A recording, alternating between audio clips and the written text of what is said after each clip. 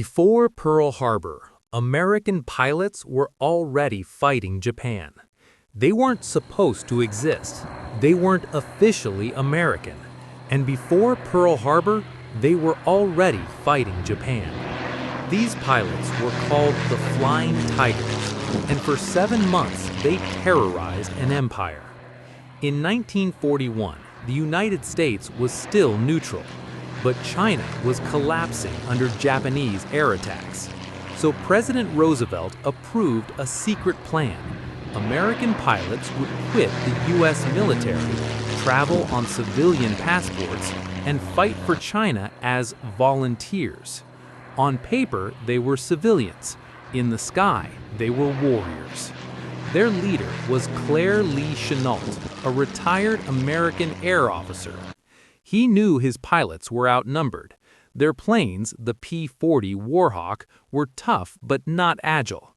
So Chennault taught them one rule: never turn fight the enemy. Attack from above, strike once, and disappear. They painted shark teeth on their planes, a psychological weapon as much as a symbol. When Japanese bombers approached cities like Kunming and Rangoon, the Tigers dove from the clouds at terrifying speed. Hit, break formation, escape. It worked. Outnumbered in almost every battle, the Flying Tigers destroyed nearly 300 Japanese aircraft, while losing just 14 pilots in combat. At a time when the Allies were losing everywhere, their victories became headlines. They gave America hope. In 1942, Japanese troops reached the Salween River Gorge, China's last defensive line.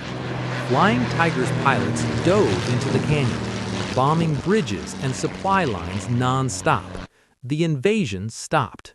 China held.